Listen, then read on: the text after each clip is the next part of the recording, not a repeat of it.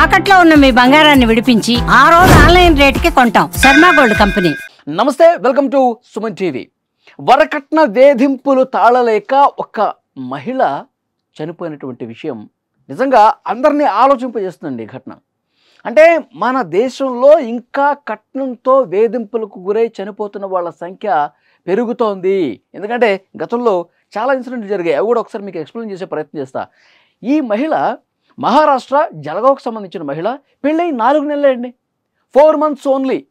పెళ్ళైన 4 నెలల్లో విపరీతంగా అత్తమామలు టార్చర్ పెట్టారంట. మానసికంగా శారీరకంగా వేధింపులకు గురి చేశారు. 4 నెలల పాటు నిద్రలేని రాత్రులు గడిపింది. వెక్కి వెక్కి ఏడ్చింది. మానసికంగా బాగా కుంగిపోయింది. 4 నెలల తర్వాత తన బర్త్డే తర్వాత రోజు, తన పుట్టినరోజుకి నెక్స్ట్ డే ఈమె సూసైడ్ చేసుకొని చనిపోయింది. అసలు ఎంత కుమిలిపోయి ఉంటుంది చూడండి.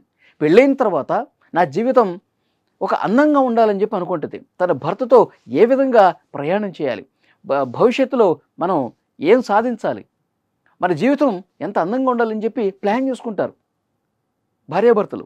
కానీ ఇక్కడ ఏమైంది, అత్తమామల టార్చర్ ఎక్కువైపోయింది. భర్త బాగానే ఉన్నాడు. భర్త అత్తమామల్ని అంటే వాళ్ళ పేరెంట్స్ని భర్త కంట్రోల్ చేయలేకపోయాడు. ఇంత దారుణం. ఇప్పుడు ఫర్ ఎగ్జాంపుల్ పెళ్ళి కాకముందు 2 కుటుంబాలు కూడా అంటే సహజంగా మాట్లాడుకుంటే రెగ్యులర్గా జరిగేదేంటి, కొంత ఇస్తామని చెప్పేసి అనుకుంటారు. అంటే నిజాయితీగా మాట్లాడుకుంటే కట్నం అనేది అన్ని చోట్ల ఉంది. ఇంత ఇస్తాం అనుకుంటారు, సరే ఇస్తారు, పెళ్ళి అయిపోతుంది. హ్యాపీగా ముందుకు పోవాల్సినటువంటి సమయంలో అదనపు కట్నం కోసం ఆశపడి భర్త కావచ్చు, లేదంటే భర్త తల్లిదండ్రులు కావచ్చు, ఏమి ఇచ్చారు మీ తల్లిదండ్రులు, ఇంకొద్దిగా తీసురా, అంతే కదా ఇచ్చింది, మాకు బోలెడు ఖర్చు అయింది, ఇంకొద్దిగా తీసురా, ఇంకో 10 లక్షలు తీసురా. లేదంటే భర్త ఏం పెట్టాడు, మీ నాన్న నాకు ఏం పెట్టాడు, నాకు ఇంకో కారు కావాలి.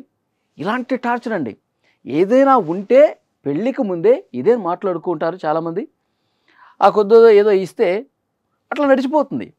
రెగ్యులర్గా జరిగేది అది. కానీ డబ్బు మాయలో పడిపోయి దాని మీద ఆశ పెంచేసుకుని ఇష్టం వచ్చినట్టుగా పాపం శుభం తెలియనటువంటి ఇలాంటి అమాయకురాలని బలి తీసుకున్న పరిస్థితుంది. టార్చర్ ఎక్కువైపోయింది. ఈ అమ్మాయి చాలా మానసిక వేదనకు గురైందంట. బర్త్డే తర్వాత రోజే ఈమె సూసైడ్ చేసుకుని చనిపోయిన పరిస్థితుంది. చాలా బాధాకరమైనటువంటి విషయం. అత్తమామల మీద భర్త మీద కూడా కేసు నమోదైనటువంటి పరిస్థితుంది. ఇంకోటి తమిళనాడులో జరిగిందండి. ఓల్వో కారు అంట, భర్తకి కారు ఇస్తానని చెప్పేసి అన్నారంట. అది కారు ఇవ్వలేదు. సర్లే బాబు నీకు ఇస్తాములే, వన్నీ రాగు అని చెప్పేసి అన్నారు. కానీ దాన్ని మనసులో పెట్టుకుని ఇస్తారా చస్తారా అని చెప్పి టార్చర్ పెట్టాడు. ఆమెను కూడా చంపేసిన పరిస్థితుంది. నోయిడాలో బెంజ్ కారు ఈ మధ్యకాలంలోనే వచ్చింది వార్త. అమ్మాయి ఫాదరు బెంజ్ కారు అండి కొనుక్కున్నాడు.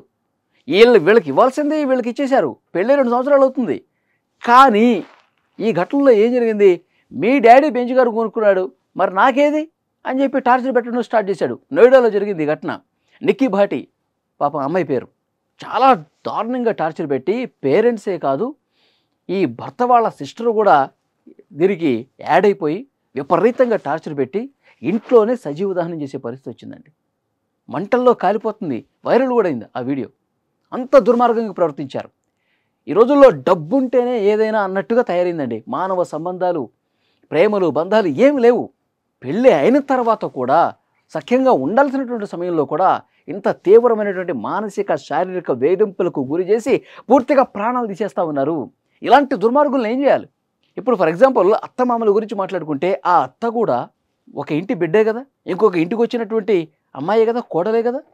అంటే నీకొకటి, మళ్ళీ వాళ్ళ అమ్మాయి విషయంలో అయితే చాలా జాగ్రత్తగా ఉంటారు. వాళ్ళ అమ్మాయి విషయంలో వేరే ఇంటికి పంపించినప్పుడు ఆ అమ్మాయికి ఏం కాకూడదు, ఆ అమ్మాయి కాపురం బాగుండాలి, ఆమె చల్లగా ఉండాలని అనుకుంటారు. అంటే కూతురు విషయంలో ఒకటి, ఇంటికి వచ్చే కోడల విషయంలో ఒకటా? ఇద్దరు ఆడబిడ్డల్ని వేరు వేరు కోణాల్లో చూస్తారు మీరు. ఇంత దుర్మార్గంగా ప్రవర్తిస్తారా?